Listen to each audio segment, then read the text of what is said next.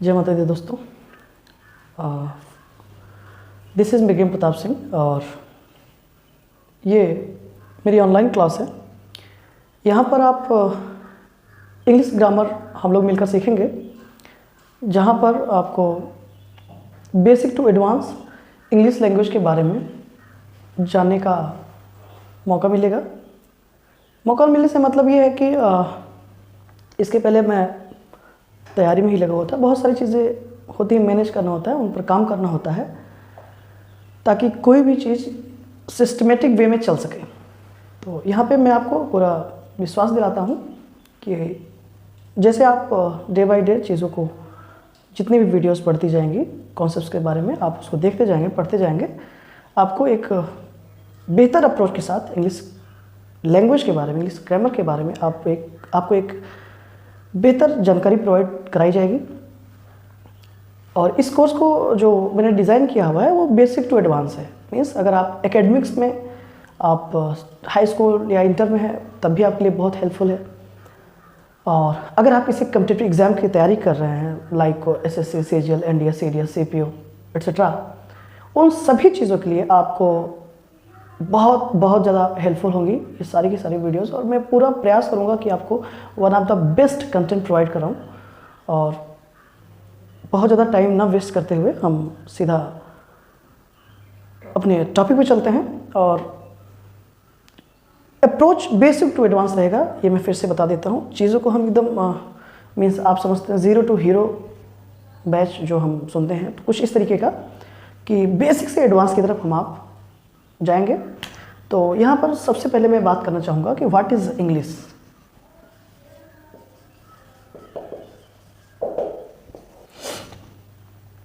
What is English? Actually जैसे हिंदी एक भाषा है, संस्कृत एक भाषा है, उर्दू एक भाषा है, ठीक उसी तरीके से इंग्लिश भी एक लैंग्वेज है, एक भाषा है। If we talk about what is the definition of English, the definition of English is that English is an international language through which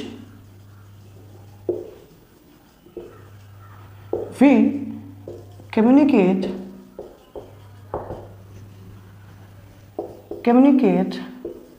with each other. English is an international language through which we communicate with each other. अंग्रेजी एक अंतर्राष्ट्रीय भाषा है जिसके माध्यम से हम एक दूसरे से कम्युनिकेट करते हैं, बातचीत करते हैं। मैंने फिर से कहा, जैसे हिंदी एक भाषा है, ठीक उसी तरीके से अंग्रेजी भी एक लैंग्वेज है, एक भाषा है। इसमें दो तरीके की अप्रोच रखी जाती है, दो तरीके की स्ट्रीम्स आप कह सकते हैं। The first one is English literature and the second one is English language. और अगर इंग्लिश के बारे में एक खास बात हम जानना चाहें तो एक टर्म है and that is called lingua फ्रैंका। About English language actually, lingua फ्रैंका, which means in English conversational bridge।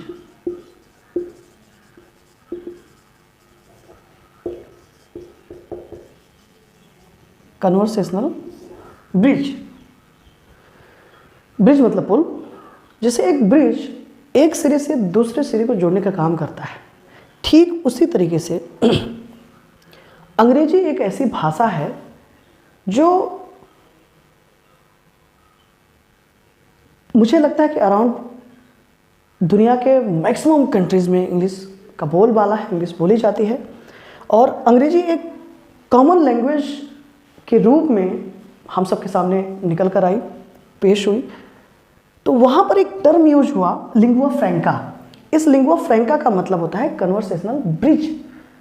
जैसे कि मैंने कहा कि एक ब्रिज जैसे दो सिरों को जोड़ेगा, दो चीज़ों को जोड़ देता है, ठीक उसी तरीके से अंग्रेजी एक ऐसी भाषा है, जैसे हम आप इंडिया से हैं, कोई अमेरिका से है, तो वहाँ की हो सकता है कि नेटिव लैंग्वेज कुछ और हो, लेकिन अगर मैं अंग्रेजी जानता हूँ और अमेरिका में भी, कनाडा में भी ऐसे ही बहुत सारी कंट्रीज है जहाँ पर अंग्रेजी बोली जाती है, तो that means English is a common language at that particular point, तो हम उस कॉमन लैंग्वेज का यूज कर लेते हैं, जिससे सर्वाइवल ऑफ लाइफ बहुत स्मूथ हो जाता है।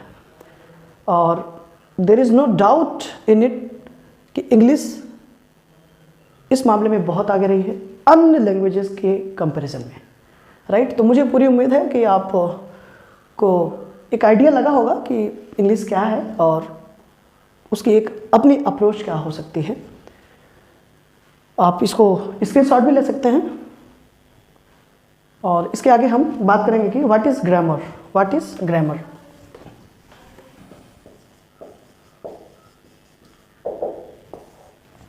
मुझे ऐसा लगता है कि हम डायरेक्ट कोई चीज़ शुरू कर लें, जैसे हम टेंस पढ़ने लगे या सेंटेंस पढ़ने लगे, सिंथेसिस पढ़ने लगे, सिंटैक्स पढ़ने लगे, उससे पहले हमको ये जानना बहुत ज़रूरी है कि हम जिस चीज़ को टैकल करना चाहते हैं, जिस चीज़ को हम टारगेट कर रहे हैं, एक्चुअली उसकी डेप्थ क्या है। अगर किसी चीज़ की गहराई हमें पता हो तो मुझे ऐसा लगता है कि हम आप उस चीज़ को एक बेहतर अप्रोच के साथ उसको प्राप्त करने के लिए उसमें लग सकते हैं और उसको अचीव भी कर सकते हैं। लेकिन अगर हमको उसकी डेप्थ ना पता हो तो कहीं ना कहीं कुछ ना कुछ दिक्कतों का सामना करना पड़ सकता है। इसलिए फर्स्ट ऑफ ऑल हर एक सब्जेक्ट की अपनी एक टर्मिनोलॉजी होती है। उस टर्मिनोलॉजी को क्लियर करना, उसके कॉन्सेप्ट्स को एकदम स्मूथली समझना बहुत ज़रूरी है। तो what is grammar? Grammar is the theory of language. Grammar is the theory of language. व्याकरण किसी भी भाषा का सिद्धांत होता है, थ्योरी। एक सिस्टमेटिक, एक अरेंज फॉर्म में एक set of pattern, set of rules को हम ग्रामर कहते हैं। अब इस थ्योरी से हम मतलब क्या समझेंगे? थ्योरी से मतलब कुछ चीज़ों से होगा, जैसे how to read, how to right,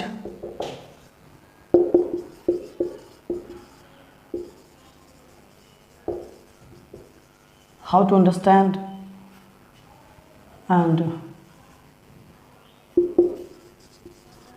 how to speak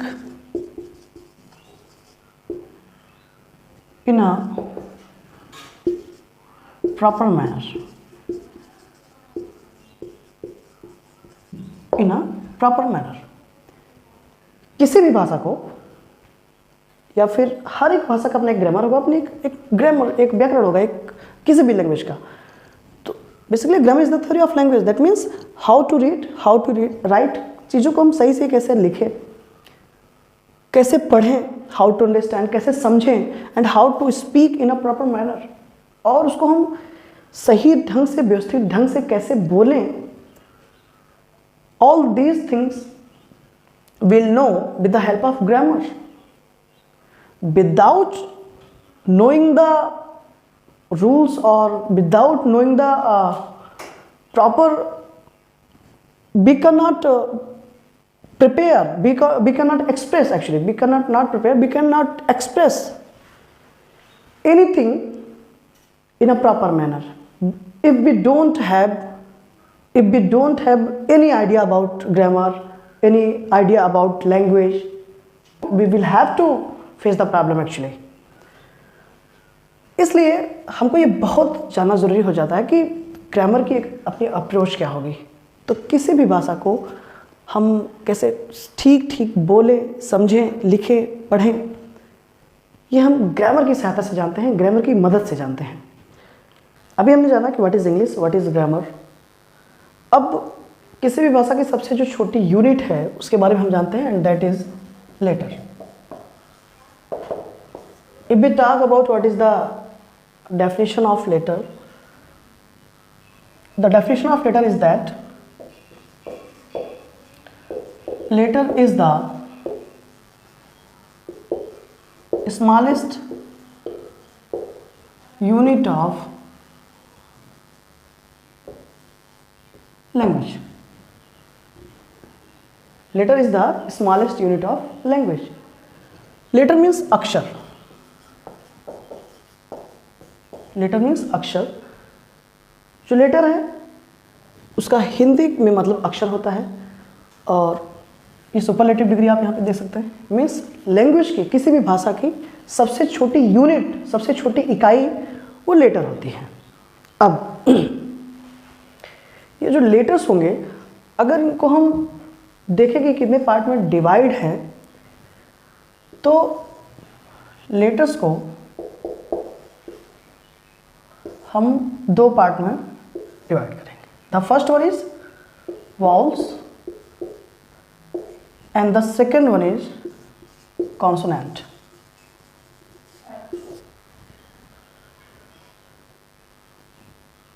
And there are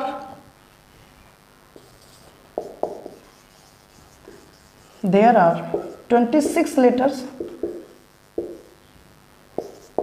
in English language, or English alphabet actually.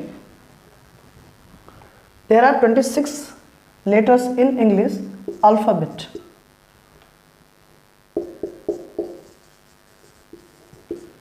Alphabet means वर्णमाला। इस अल्फाबेट में टोटल 26 लेटर्स होंगे, टोटल 26 लेटर्स होंगे।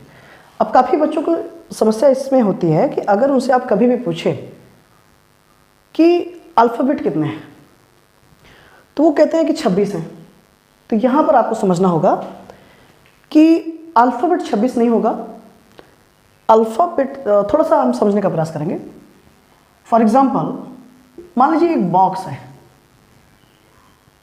ये एक आपका एक बॉक्स है, और इसमें हमने कुछ बॉल्स रखी हुई हैं, और उन बॉल्स की जो संख्या है, टोटल जो नंबर है उनका वो 26 है। इस बॉक्स में हमने 26 गेंदों को रख दिया है, और उनको हमने नाम दे दिया है।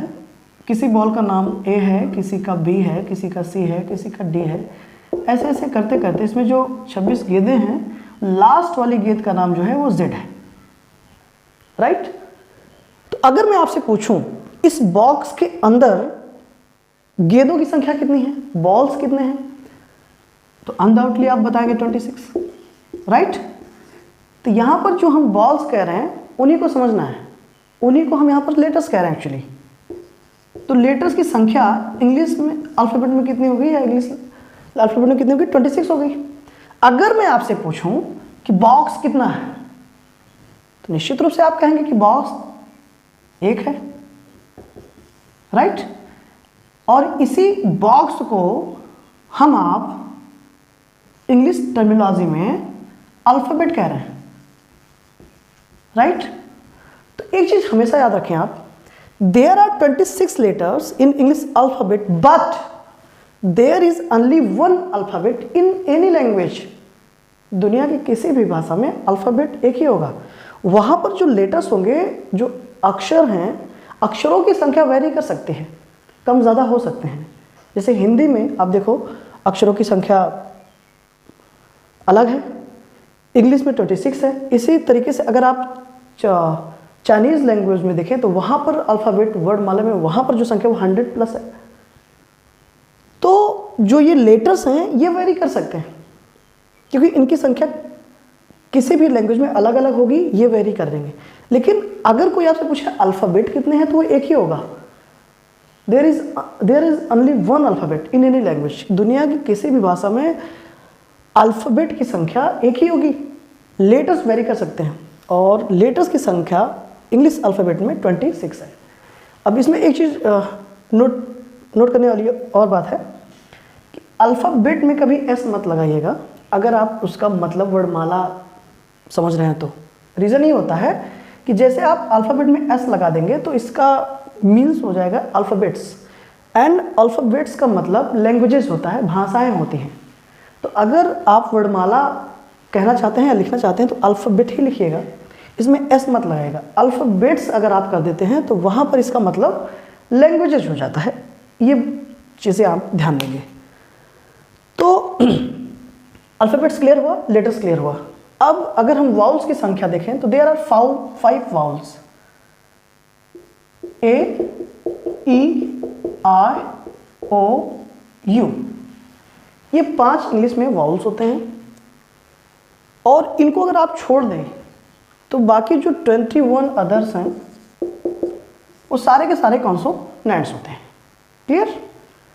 इसका अगर आप स्क्रीनशॉट लेना चाहें तो ले सकते हैं। इसके बाद हम बात करेंगे सेमी वॉल्स की।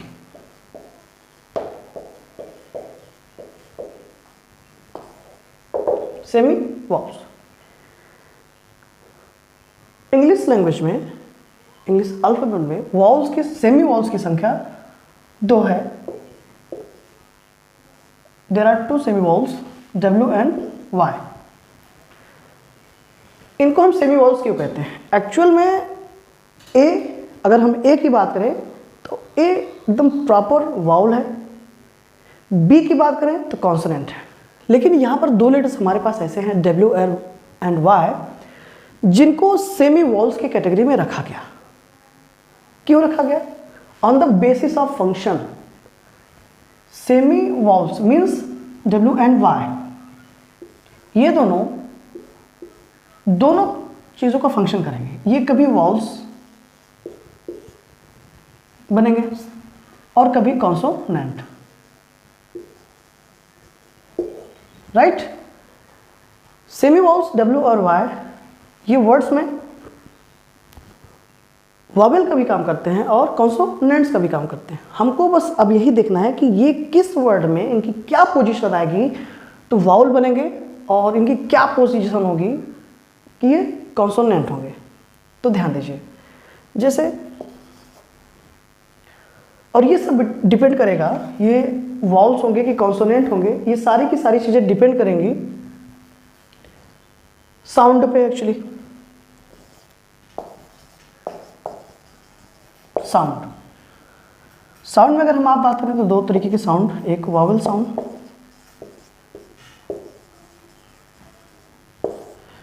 दूसरा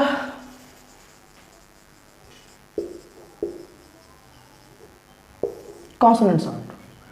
वावल साउंड मीन्स अ से लेकर आ तक, ठीक? ये वावल साउंड्स होते हैं। का से लेकर ज्ञा तक ये कॉन्सोनेंट साउंड होते हैं। अब समझिएगा, अगर किसी भी लेटर में मीन्स किसी भी वर्ड में अगर हम आप ये देखें कि किसी भी वर्ड का फर्स्ट लेटर का प्रोनाउंसिएशन वाउल साउंड है कि कॉन्सोनेंट साउंड है, उसके बेसिस पर हम ये तय करेंगे कि उस वर्ड में जो W और Y है इनका साउंड चेक करेंगे, इनकी पोजीशन चेक करेंगे, फिर ये हम डिसाइड कर पाएंगे या डिक्लेयर कर पाएंगे कि ये उस W और Y उस वर्ड में वाउल का फंक्शन कर रहे हैं कि कॉन्सोनेंट का फंक्शन कर रहे हैं, राइट? तो सेमी वाउल्स 2 होंगे। जैसे अगर W और Y वाउल का फंक्शन होंगे तो हमेशा याद रखिए ये मिडिल या फिर लास्ट में आएंगे। अगर W और Y किसी भी वर्ड के मिडिल या फिर लास्ट में आते हैं तो समझ जाइएगा वहां पर ये वाउल का काम कर रहा है।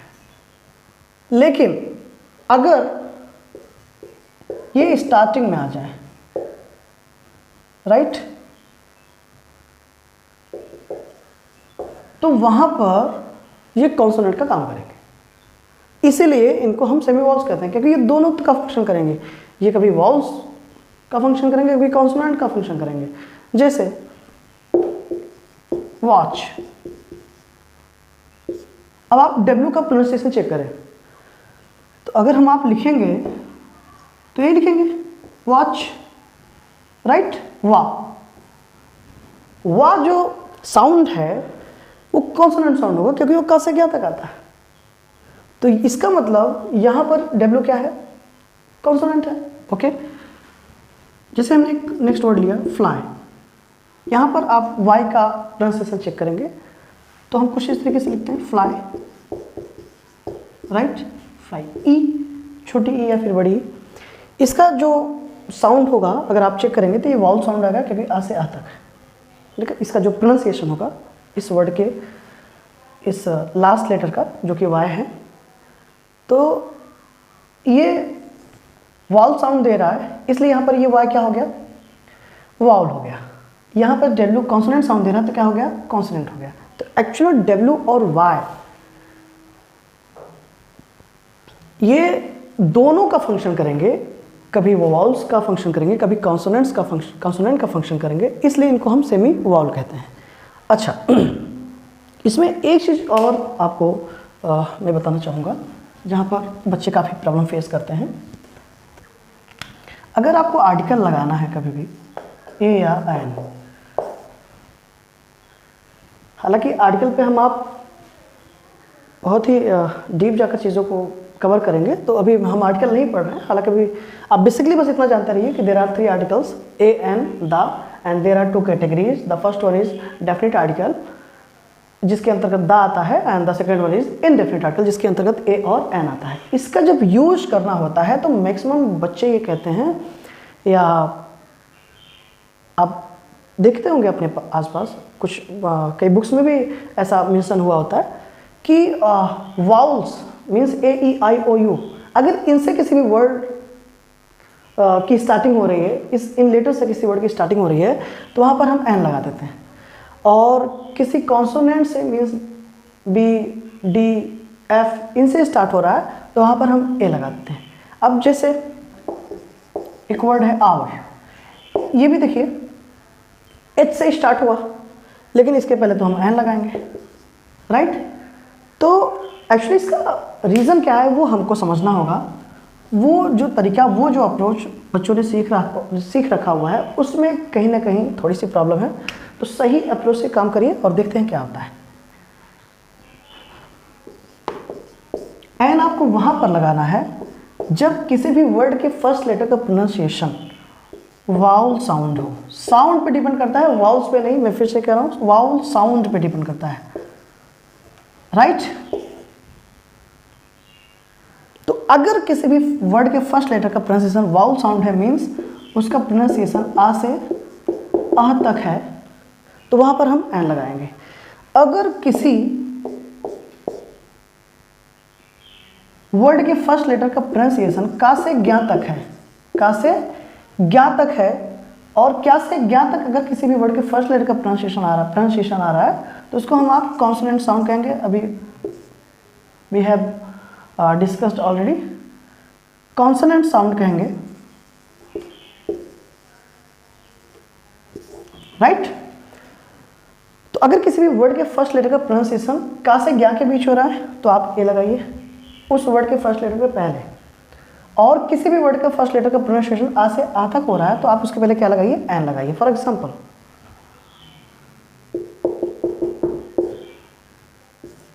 Car,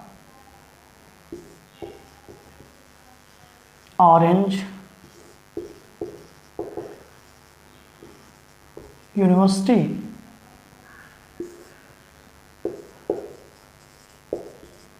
umbrella, R. Okay, first letter का प्रोनाउंसिएशन चेक करें आप। कार, का ये लगा दिया। ऑरेंज, आ, एन आ गया। यूनिवर्सिटी, या, ए आ गया।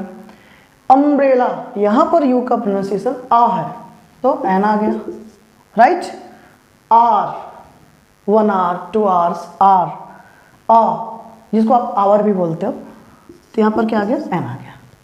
तो ए और एन का यूज हम कुछ इस तरीके से करते हैं।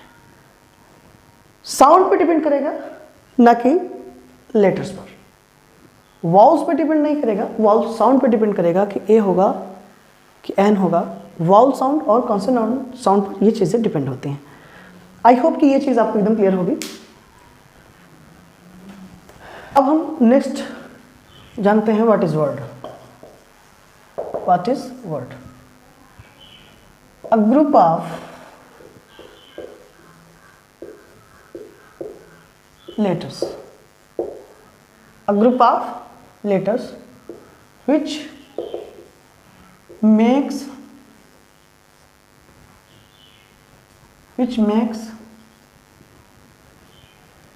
meaningful sense.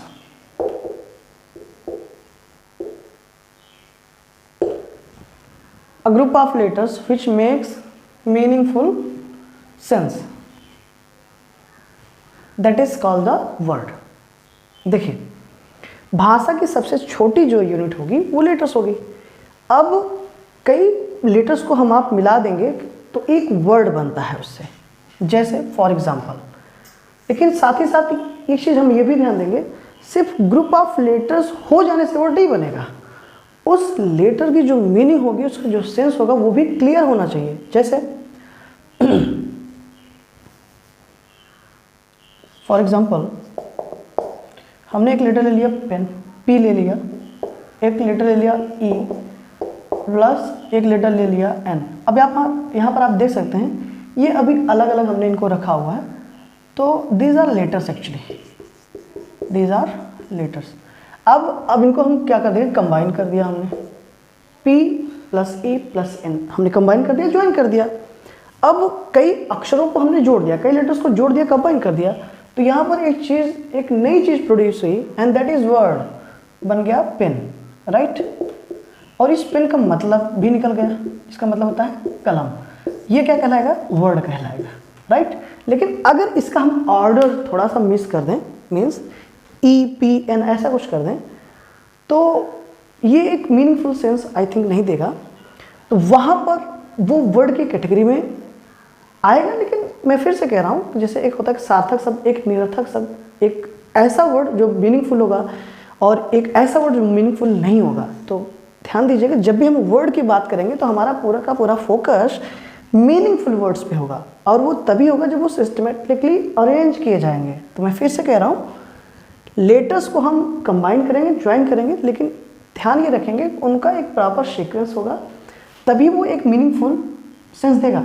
तो जहाँ यहाँ पर जैसे हमने कई लेटर्स को जोड़ दिया और हमने एक शब्द बना लिया, तो these are 3 letters and there is a 1 word. तो जब कई लेटर्स को हम कंबाइन करते हैं, जोड़ते हैं, तो एक वर्ड बनता है। क्लियर। वर्ड की डेफिनेशन भी आप देख लीजिए, जस्टिफाई कर रहा है, a group of letters which makes meaningful sense, that is called a word. तो यहाँ पर कई जब अक्षरों को हम जोड़ देंगे तो एक शब्द बन जाएगा। ये जो शब्द होंगे, जो वर्ड्स होंगे, actually words are divided into 8 categories and that is called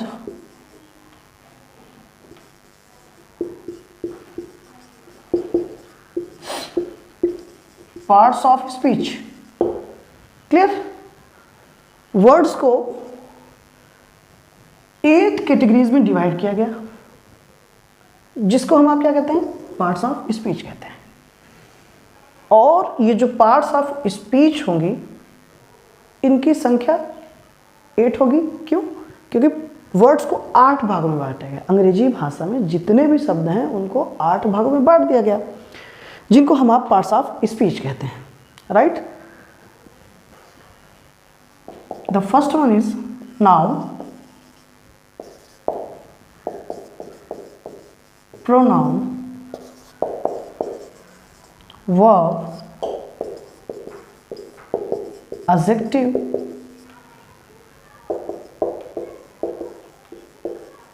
adverb,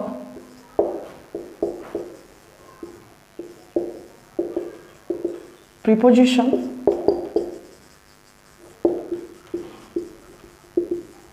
conjunction, and the last one is interjection. Interjection. Okay, these are 8 categories. ये अंग्रेजी के जो भी जितने भी शब्द हैं उनको हमने 8 कैटेगरीज में डिवाइड किया है, बांटा है, जिसको हम पार्ट्स ऑफ स्पीच कहते हैं। आई होप कि जितनी भी चीज़ें आज हमने डिस्कस की, इसमें सारी चीज़ें आपको क्लियर होंगी। अगर कोई क्वेरी है, कोई कन्फ्यूज़न है या कोई भी बात है जो आपको हॉन्ट कर रही है, तो वो आप कमेंट्स के थ्रू एक्चुअली वो हम लोगों तक आप पहुंचा सकते हैं, और मैं आपको अश्योर करता हूं कि उसका जल्द से जल्द आपको सोल्यूशन प्रोवाइड कराया जाएगा। Thank you so much.